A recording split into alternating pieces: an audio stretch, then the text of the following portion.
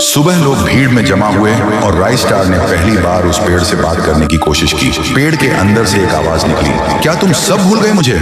Rice star बोलता है, तू कौन है? पेड़ बोलता है, मैं हूँ ठुन ठुन ठुन साहो। एक वक्त था जब मैं भी इस गांव का एक प्यारा सा बच्चा था, लेकिन 100 साल पहले मुझे इसी पेड़ से रस्सी बांधकर उल्टा लटका दिया गया, गांव वालों की आंखों के सामने, और मेरी मौत को तमाशा बना दिया गया, सिर्फ इसलिए क्योंकि मैंने एक राज देख लिया था जो लोग छुपाना चाहते थे। और उसी पल से मेरी रूह इस पेड़ से जुड़ गई। उस दिन से मैं इंसान नहीं, एक सज्जा बन गया, और हर पूर्णिमा में एक राजदार को चुनता हूँ और फिर उसे उसकी खामोशी का हिसाब देता हूँ। राइस स्टार बोलता है, लेकिन अब तो वो लोग मर चुके हैं ना जो तेरा कसूरवार थे, अब तू मासूम लोगों को क्यों मार रहा है? पेड़ कुछ देर चुप रहता है, फिर बोलता है, ठीक है, बस एक बार मुझे याद करो, एक दिया जला दो, फिर मैं कभी किसी को नहीं मारूंगा। फिर रात में सब लोग आते हैं, एक एक दिया जलाते हैं, और तभी पेड़ अपने आप से आग पकड़ लेता है, और आखिर में मुक्ति मिलती ठुन ठुन ठुन साहुर को। उस दिन के बाद गांव में कभी कोई लाश नहीं मिली। हर पूर्णिमा में लोग एक दिया जलाकर उसकी यादों को जिंदा रखते हैं, क्योंकि अगर भूल गए तो सपने में एक आवाज सुनाई देती थी, ठुम ठुम ठुम ठुम ठुम ठुम ठुम ठुम ठुम साहुर। देखते ही देखते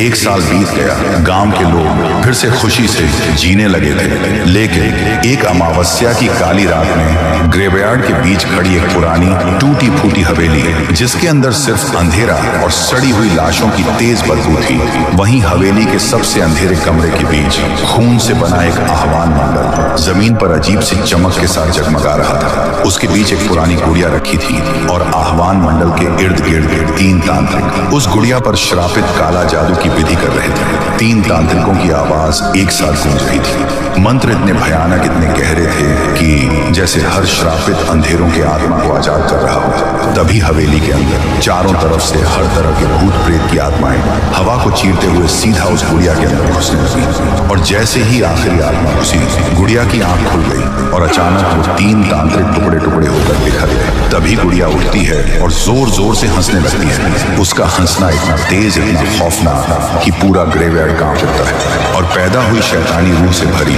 एक राक्षसी गुड़िया। फिर एक दिन गांव के कोने में